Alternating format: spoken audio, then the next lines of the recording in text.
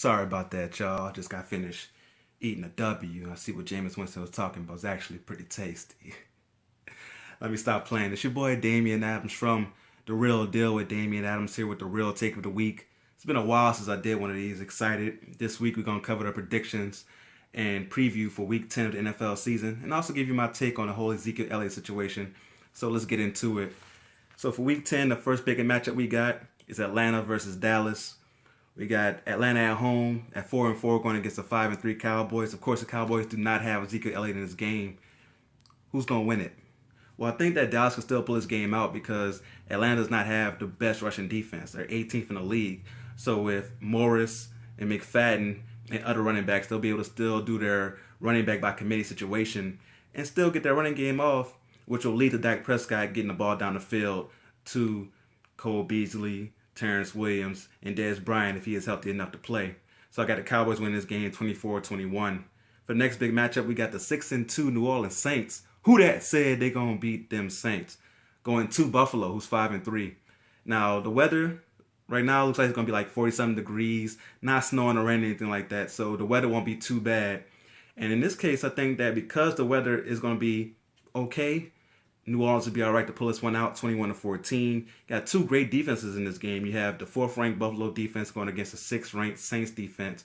So I expect it to be low scoring, but the Saints have enough offense behind Kamara and also Mark Ingram, running the ball. Drew Brees will do enough, and they'll get the victory 21-14. Who that said they're going to beat them Saints 7 in a row? For the next matchup, we got Green Bay, Chicago. Not going to talk about that one too much. I got Chicago winning 17-13. Green Bay is nothing without Aaron Rodgers. That's all you got to know about that one. Then we have Pittsburgh and the Colts. Pittsburgh's going to win. Do I need to say much more than that? No. Got New England, Denver. New England's going to win this matchup. Denver doesn't have a quarterback. Good defense, good skill players, but if you don't have a quarterback, you don't have anything in this league. New England to win that game. Cleveland, Detroit. Detroit's going to win. Cleveland has nothing. They're horrible, awful, garbage. Shout out to my man L.A. Broadus, man. He's a true fan. My man's a true Cleveland Browns, Cleveland Cavaliers, Cleveland everything fan. For him to not give up on the Cleveland Browns shows that he's a true fan, man. He's a true diehard dude, and I got to respect that. But Cleveland's garbage, and they're going to lose again to Detroit. For the next matchup, we have the LA Chargers against the Jacksonville Jaguars. LA Chargers are 3-5 going to the 5-3 Jaguars. They'll have Leonard Fournette back this week. Jalen Ramsey will be back. He didn't get suspended for that fight with A.J. Green. That defense is too much, man. I think they're going to shut down Phillip Rivers and Keenan Allen and the crew out there in L.A. And Jacksonville gets the victory. I got 24-17 for Jacksonville. For the next matchup, we got the Bengals at the Titans. I don't like either one of these teams, to be honest with you, but Tennessee's going to win 21-14, in my humble opinion. Cincinnati doesn't have any type of running game at all, and they're not good at stopping the run. Tennessee is going to be able to run the ball a lot, and I see this matchup going pretty fast because it's going to be a lot of running the ball from Tennessee and controlling the clock as Tennessee wins this one. We got Houston going to L.A. to face the Rams. Houston is nothing without Deshaun Watson. Tom Savage should be named Tom Garbage because he is straight trash. And they're not going to do anything in this matchup. LA wins 31-13. Then we have the 1-7 Giants against the 0-9 49ers. That's an awesome matchup to watch right there, boy. I'm telling you. Woo! But we got San Francisco winning that matchup 17-14. It's hard to go 0-16. The Giants are in disarray. They don't like their coach. They not really want to play for him right now. So I got them winning that game. San Francisco 17-14. Then we got the Jets going to Tampa Bay. Tampa Bay's playing without Jameis Winston. And some people might think they'll be better with Fitzpatrick, but I still got them losing this game with the Jets playing so well, their defense coming after you. And I don't see Fitzpatrick doing well against that Jets defense. Jets will go to 5-5 to win this game, 20-17. For the next matchup, it's pretty big. We got Minnesota going to Washington. Minnesota 6-2 right now, going to the 4-4 Redskins.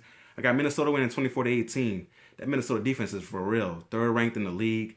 I don't see Kirk Cousins being able to do much. Washington's running game has been horrible. Without the running game being able to take pressure off of Kirk Cousins, I see Minnesota's defense just peeling those ears back and just coming after Kirk Cousins, hitting him again and again. And that's not a good environment for a quarterback who needs to throw the ball downfield. Minnesota wins this matchup. And then for Monday night, we got Miami, Carolina. Miami has no offense going against Carolina's really good defense. Simple as that. Carolina wins this game 17-13. So that's my predictions for week 10. Now let me give my real quick take on the whole Ezekiel Elliott situation. Now, for you guys who don't know, Ezekiel Elliott star running back for the Dallas Cowboys, and he was accused of domestic violence, I believe sometime last year. And they didn't have enough evidence to charge him. So the situation kind of just went away, but the NFL investigated it. It took a long time as well. They investigated for over a year, and they came to the conclusion of giving him a 6-game suspension. Zeke Elliott is saying that he did not do it. There's no evidence that he did it. And the girl who's accusing him, story has been very shaky. It's changed a lot. And when you have somebody whose story's changed a lot, and the police haven't had enough to charge him, how can the NFL suspend him? My thought is Roger Goodell shouldn't be in charge of these type of decisions. He's put himself in a bad situation where he's making decisions for things that are above his head. There's no way he should be making decisions on things like domestic violence, assault, people who are drunk driving and killing others. Those things are beyond football. He should be making decisions on deflated footballs, steroids, somebody trying to cheat the game of football. But anything beyond that, Goodell isn't qualified to make the decision. I don't blame him for that, but I do blame him and the NFLPA for giving him so much power. It's ridiculous the fact that he has this much power, and now Ezekiel has to suffer 6-game suspension, for something he may or may not have done. And I have to say, if he did do it, he deserves much more than being suspended for some football games and losing some money. But if he did not do it, he doesn't deserve anything. Think about this. If you had a regular job and somebody just doesn't like you, and they're like, you know what, I don't like them, and I see how this world works now, I'm just going to accuse them of this. And I know if I accuse them of this, they might not go to jail, but because of public perception, they're going to get punished because this company has to make sure they put their foot down on domestic violence or assault or whatever it is they accuse you of, because the company has to look good in the situation, even though you may not have done it.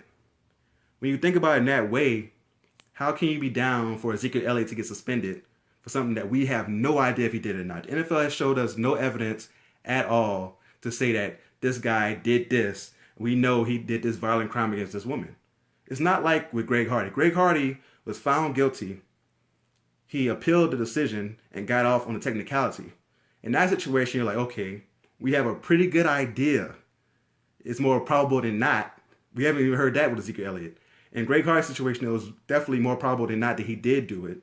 So that's why there was no argument with the 10-game suspension. With Ezekiel Elliott, he might be a knucklehead, right? Pulling the girl's shirt down at the St. Patrick's Day parade and stuff like that. He's a knucklehead. But is he a violent person? Somebody that would hit women? We have no evidence of that at all. No evidence at all of that. So the fact that he's getting suspended with such a minuscule amount of evidence is setting a bad precedent, man. It's a very slippery slope when you have somebody getting suspended for something that we have no idea what they did. So I'm definitely against it. Hopefully in the future, the law enforcement can do their job and get evidence on if somebody's guilty or not. So it's not up to the NFL, NBA, Major League Baseball, hockey, whoever, to set the punishments up. Because if Ezekiel Elliott was a UPS driver, he would still be delivering your Amazon packages right now. And we would know nothing about this at all. But the fact that he's in the NFL and on a public stage, they had to do something because they had to look good from other situations in the past. Ray Rice, Greg Hardy, and others. Josh Brown. Now Ezekiel Elliott is suffering the punishments that those guys should have suffered. It's not right. Not right at all. So yeah, that's my real take of the week. Don't forget to subscribe to The Real Deal with Damian Adams on iTunes and also on the 3-Point Conversion Station, man. I want to know what you think. Please let me know what you think about NFL picks and my thoughts on the Ezekiel Elliott situation, because I'm part of the 3-Point Conversion Station where fans' opinions matter, all right? So don't forget to subscribe to The Real Deal with Damian Adams. Until next time, go real or go home.